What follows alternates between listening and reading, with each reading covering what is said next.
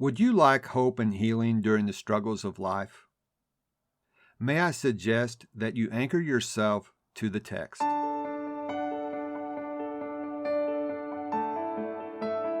Did you finally realize your dream of having a family, only to have your happily ever after turn into a nightmare?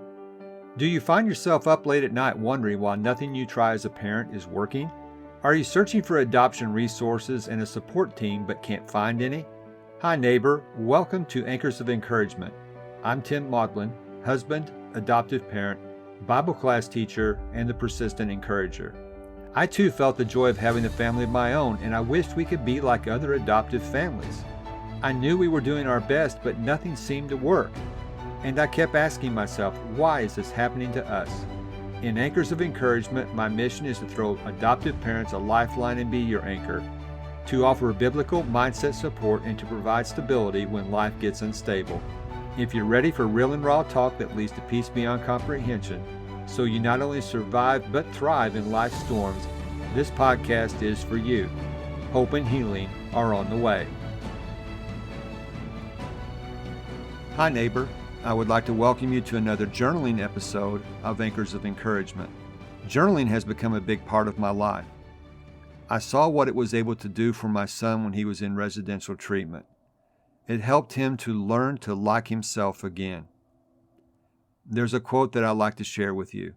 You can think a feeling, you can speak a feeling, but if you want to touch a feeling, you need to write.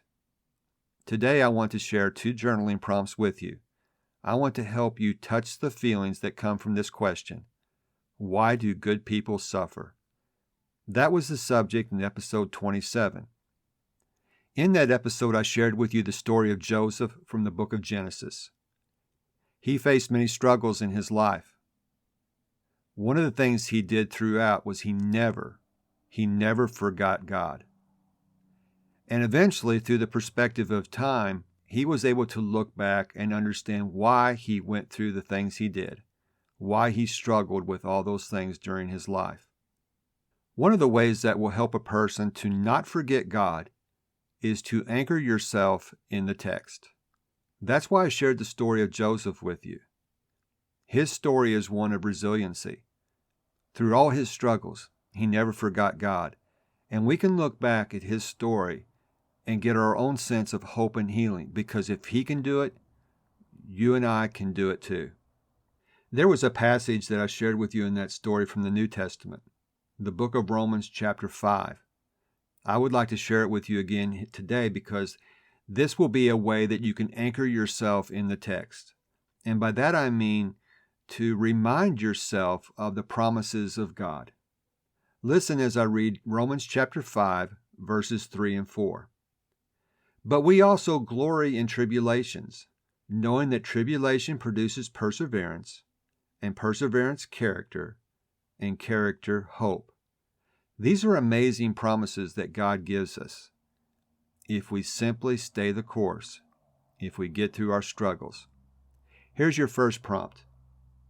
Anchor yourself to the text. If you're going through your own struggles right now, and you don't have the perspective of time to look back and reflect on why these things are happening to you, with pen to paper, copy these verses down. Romans chapter 5, verses 3 and 4. Pick your favorite translation and just write these verses down. Sit with them. Reflect on them. These verses will help you to not forget God because you're going to remember His promises. If you're on the other side of the struggle and you do have the perspective of time, with pen to paper, look back and make a list of the things you've gone through. What lessons have you learned from these struggles? What benefits have happened to you because of them? Let's take it a step further. Once you've made a list of the things you've been through, the struggles that you've been through, the lessons you've learned from these struggles, now think about someone who's going through a similar struggle that you've been through. How can you help them? How can you encourage them? And then for your daily doable, do it. That's all for this episode. I want to thank you for joining me. I hope you will anchor yourself to the text. It will help you to remember God. It will help you to remember His promises. And if you are on the other side of the struggle, see what you can do to encourage others. Until next time, this is Tim, encouraging you to do what you can now.